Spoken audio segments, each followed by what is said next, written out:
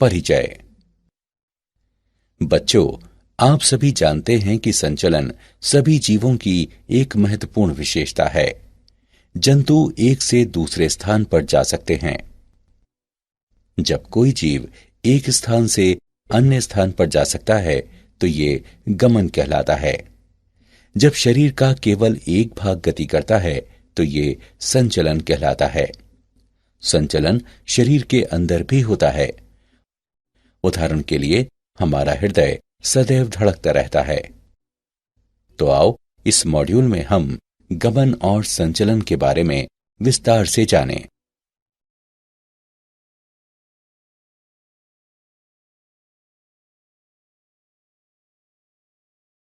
उद्देश्य। इस पाठ के अंत में आप निम्न करने में सक्षम हो जाएंगे: गति के प्रकारों का वर्णन करना, पेशियों और इनके प्रकारों की व्याख्या करना, कंकाल पेशी की संरचना का वर्णन करना, संकुचनशील प्रोटीनों की संरचना पर चर्चा करना, पेशी संकुचन की क्रियाविधि को वर्णित करना, कंकाल तंत्र का वर्णन करना, संधियों पर चर्चा करना और पेशीय तथा कंकाल तंत्र के विकारों को सूचीबद्ध करना।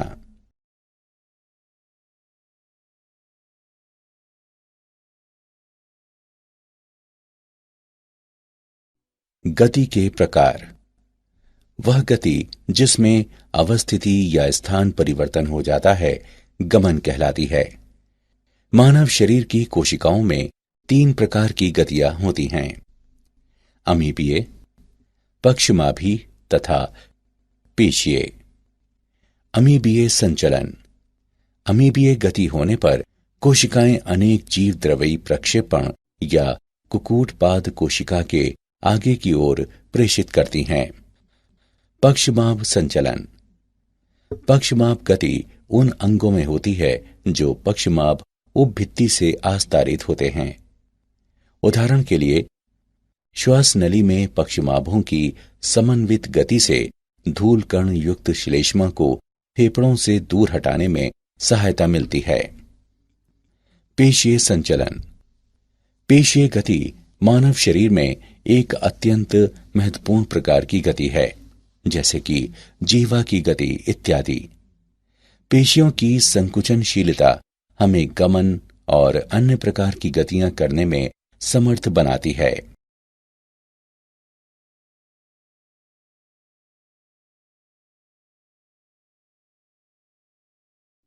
पेशी।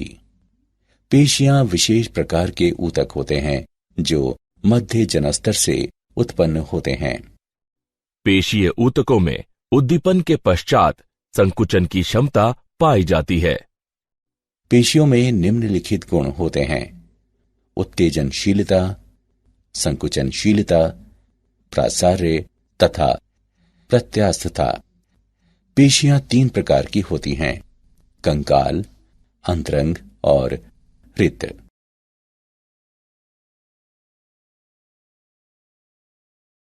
पेशियों के प्रकार।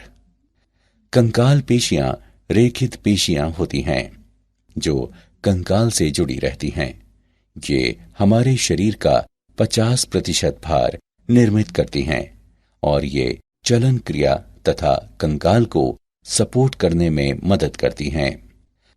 ये तंत्रिका तंत्र के ऐच्छिक नियंत्रण में कार्य करती हैं, इसलिए ये ऐच्छिक पेशियां भी कहलाती हैं। अंतरंग पेशियां ऐसी पेशियां होती हैं जो हमारी रुधिर वाहिनियों में तथा शरीर के आंतरिक अंगों में स्थित होती हैं। अंतरंग पेशी कोशिकाओं पर धारियां नहीं होती और इसलिए ये चिकनी पेशियां भी कहलाती हैं। ये तंत्रिका तंत्र के ऐच्छिक नियंत्रण में नहीं होती और इसलिए ये अनैच्छिक पेशियां भी कहलाती हैं। हृदय पेशियां हृदय की पेशियां होती हैं। हृदय पेशी कोशिकाएं प्रायः विशाखित होती हैं। ये अनैच्छिक तथा रेखित होती हैं।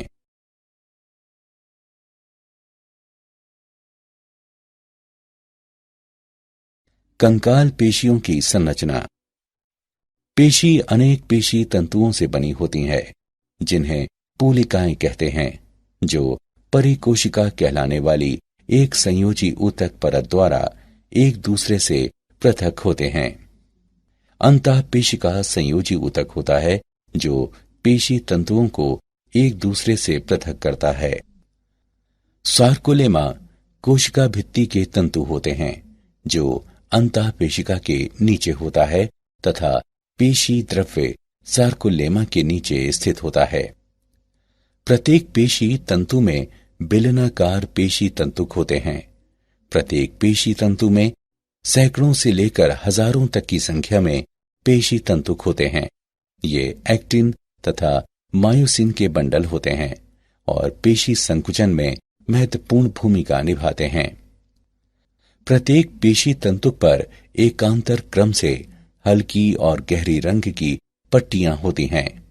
हल्की पट्टी में एक्टिन होता है जिसे आई बैंड कहते हैं, जबकि गहरी पट्टी में मायोसिन होता है जिसे ए या विषम दैशिक बैंड कहते हैं। एक्टिन तंतु मायोसिन तंतुओं की तुलना में पतले होते हैं, अतः एक्टिन तंतु पतले तंतु जबकि मायोसिन तंतु मोटे तंतु भी कहलाते हैं। पेशी तंतुक अनेक सार्कोमियर इकाइयों से बने होते हैं जो सिरों पर जुड़ी रहती हैं। जेड रेखाएं कहलाने वाली अभिलंबवत प्रोटीन प्लेटें प्रत्येक सार्कोमियर की पार्श्व सीमाएं बनाती हैं। प्रत्येक सार्कोमियर का मध्य क्षेत्र एच जोन कहलाता है जिसमें केवल मायोसिन होता है।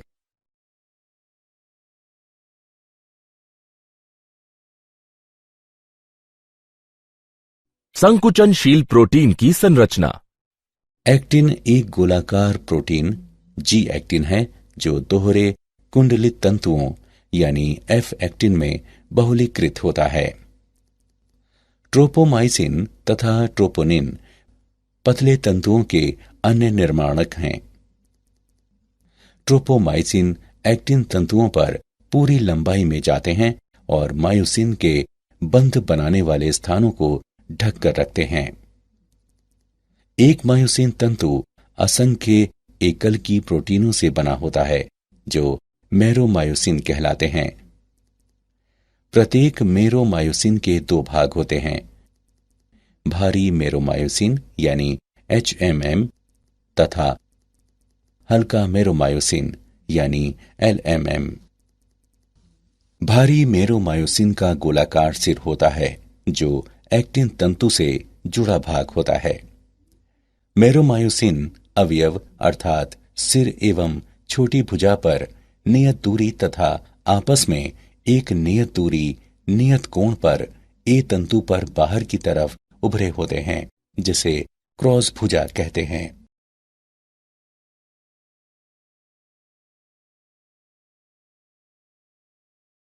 पेशी संकुचन की क्रियाविधि।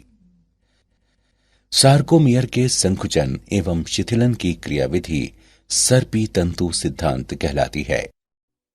संकुचन के दौरान सार्कोमियर छोटे हो जाते हैं, हालांकि एक्टिन और मायोसिन तंतुओं का आकार समान बना रहता है।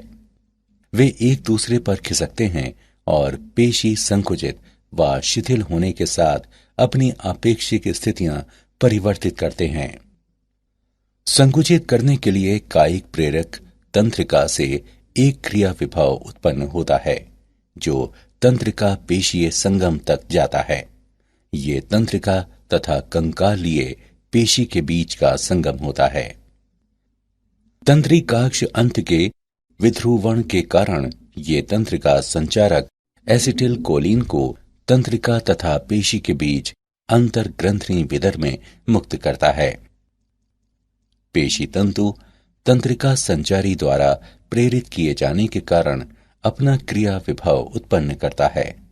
ये विद्युत संकेत पेशी तंतु की जीव द्रव्य कला से गुजरता है और ये जीव द्रव्य कला की नलिकाकार अंतर्वलनों से भी गुजरता है जो टी नलिकाएं कहलाती हैं। सार्कोप्लाज्मिक जालिका एक कोशिकांग होता है जिसमें झिल्लिका सदृश नेटवर्क होता है। सार्कोप्लाज्मिक जालिका में कैल्शियम आयन संचित होते हैं और तब उन्हें शेष कोशिका द्रव्य से पृथक कर देते हैं। क्रिया विभव के टी नलिकाओं से गुजरने के साथ सार्कोप्लाज्मिक जालिका कोशिका विलय में कैल्शियम मुक्त करती है।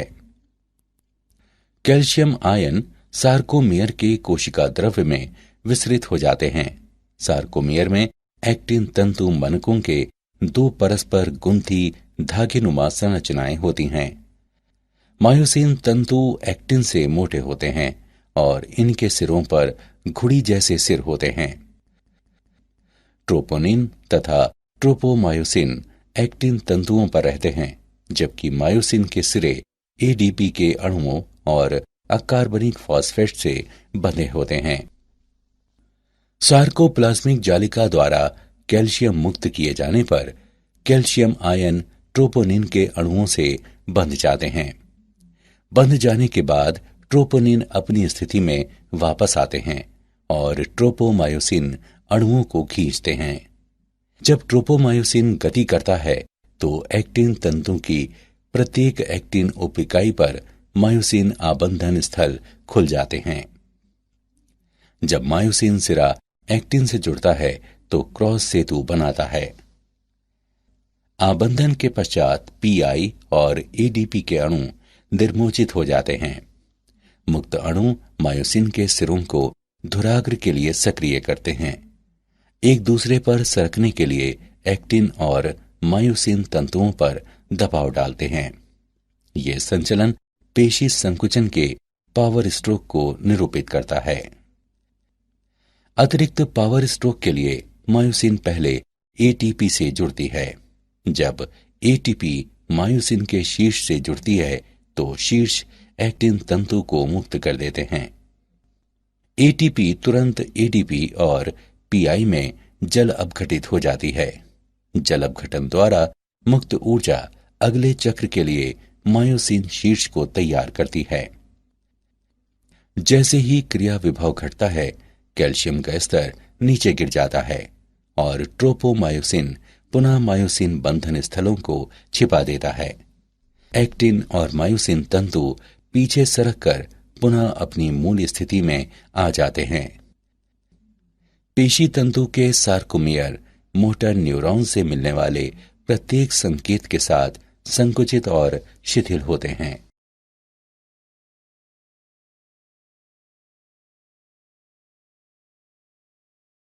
कंकाल तंत्र।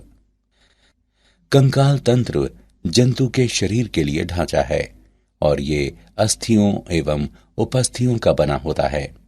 मनुष्य में 206 अस्थियां और कुछ उपास्थियां होती हैं। कंकाल तंत्र को अक्षीय कंकाल और उपांगीय कंकाल में वर्गीकृत किया गया है। अक्षीय कंकाल, इसमें करोटी, मेरुदंड, उरोस्थि और पसलियां शामिल हैं। करोटी में 22 अस्थियां होती हैं तथा मनुष्य करोटी में अस्थियों के 2 समुच्चय होते हैं, कपालीय और आननी। कपालीय अस्थियां मस्तिष्क के लिए कठोर रक्षक आवरण बनाती हैं।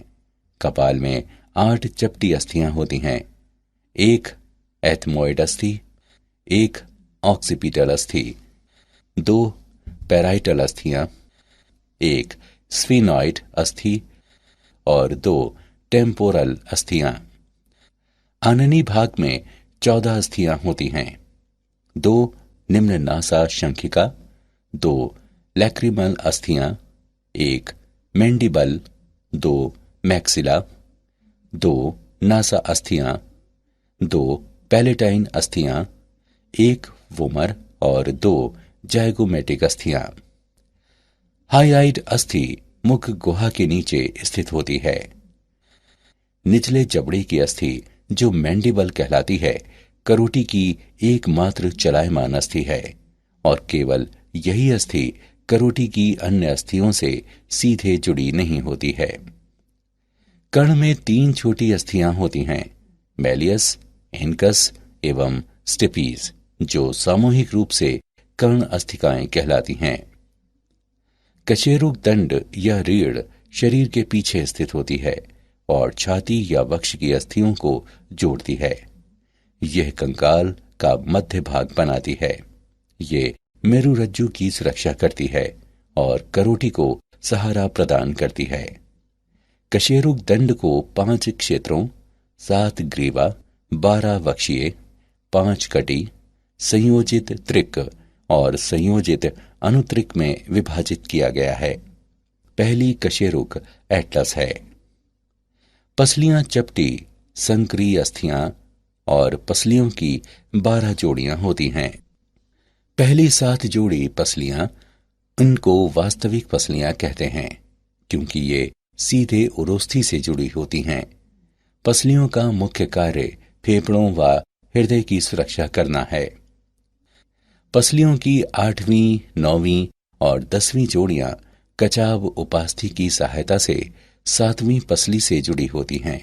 ये कूट पसलियां कहलाती हैं। पसलियों की 11वीं और 12वीं जोड़ी अधर में जुड़ी नहीं होती है, इसलिए वे पलावी पसलियां कहलाती हैं।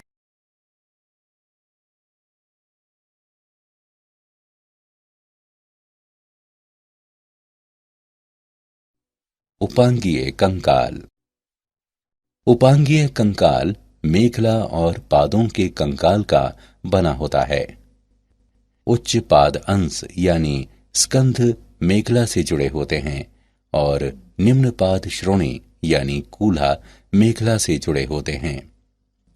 अंश मेखला में 2 अस्थियां होती हैं, जत्रुक क्लेविकल भी कहलाती हैं और एक चपटी त्रिभुजाकार अस्थि स्कैपुला कहलाती है। अग्रपाद की अस्थियां हैं ह्यूमेरस, रेडियस और अल्ना। काप्रल्स यानी 8 अस्थियां, मेटाकाप्रल्स यानी 5 अस्थियां और फेलेंजेज यानी 14 अस्थियां। श्रोणी मेखला में 2 बड़ी श्रोणी अस्थियां होती हैं जो कॉक्सल अस्थियां कहलाती हैं। प्रत्येक श्रोणी अस्थि 3 अस्थियों के संलयन से बनी होती है, इलियम, इस्चियम और प्यूबिस। इन तीनों में इलियम सबसे बड़ी होती है और श्रोणी अस्थि का ऊपरी भाग बनाती है। पश्चपाद की अस्थियां फीमर सबसे बड़ी अस्थि, टिबिया और फिबुला, टॉर्सल यानी 7 अस्थियां, मेटाटार्सल 5 अस्थियां और फेलेंजेज 14 अस्थियां हैं।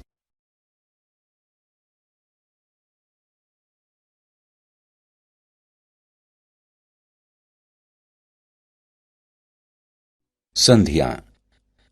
एक संधि वहां बनती है जहां 2 या अधिक अस्थियां पास पास होती हैं और उपास्थि द्वारा जुड़ी होती हैं। ये संधियां उच्चारण स्थान भी कहलाती हैं। संधियों का वर्गीकरण। रेशीय संधि, उपास्थि युक्त संधि और साइनोवियल संधि। रेशीय संधि, ये संधियां अस्थियों को जोड़ती हैं और किसी प्रकार की गति नहीं होने देती। रेशीय संधि दांतों को गर्तिकाओं में स्थित रखती हैं और ये करोटी में भी पाई जाती हैं। उपास्थि युक्त संधि, उपास्थि अस्थियों के बीच रिक्त स्थान को भरता है, इसलिए केवल सीमित गति होने देती हैं। ये संधियां पसलियों में पाई जाती हैं। साइनोवियल संधि, इस संधि में निकटवर्ती अस्थियां एक गुहा द्वारा पृथक होती हैं। अस्थियों के संधि युक्त सिरे उपास्थि की गद्देदार परत से आच्छादित होते हैं और ये संधियां स्नायुओं द्वारा स्थिर होती हैं। साइनोवियल संधियां गति के लिए बनी होती हैं। उदाहरण के लिए कब्जा जैसी साइनोवियल संधि जैसे कि घुटना और कोहनी, श्रोणी पर कंदुक खलिका संधि कई तरह की गति करने में सक्षम होती हैं।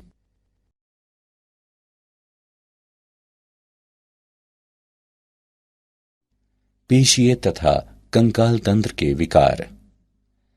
माइस्थेनिया ग्रेविस, ये एक स्वप्रतिरक्षा विकार है जिससे पेशियां कमजोर हो जाती हैं। पेशीय दुष्पोषण, ये आनुवंशिक रोगों का समूह है जिसके कारण पेशी तंतु क्षतिग्रस्त होने की संभावना रहती है। अपतानिका, ये असामान्य दशा है जिसमें गलत कैल्शियम उपापचय के कारण पेशियों में दर्दनाक ऐंठन होती है। संधि शोथ, ये शोथ दशा में जो संधियों को प्रभावित करती है। अस्थि सुषिरता, ये एक रोग है जिसमें अस्थियां अत्यधिक छिद्रित हो जाती हैं, जिससे अस्थि भंग की प्रबल संभावना रहती है। गाउट, यह तीव्र संधि शोथ है जिससे संधियों में सूजन आ जाती है और दर्द होता है।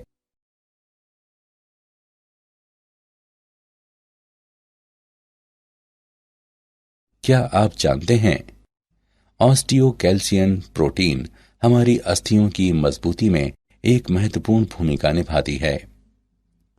लाल रुधिर कोशिकाओं का निर्माण अस्थियों के भीतर अस्थि मज्जा में होता है। अस्थियों में 50% जल और 50% ठोस पदार्थ होता है।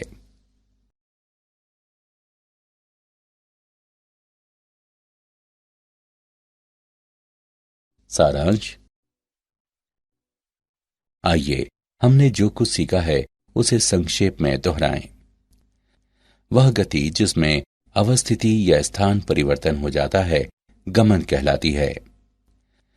मानव शरीर की कोशिकाओं में 3 प्रकार की गतियां होती हैं, अमीबीय, पक्षमाभी तथा पेशीय।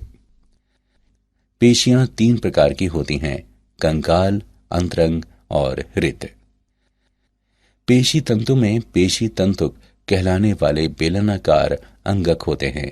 ये एक्टिन तथा मायोसिन के बंडल होते हैं और पेशी संकुचन में महत्वपूर्ण भूमिका निभाते हैं। पेशी तंतु का संकुचन एवं शिथिलन सर्पी तंतु सिद्धांत पर आधारित है। मनुष्य में 206 अस्थियां और कुछ उपास्थियां होती हैं।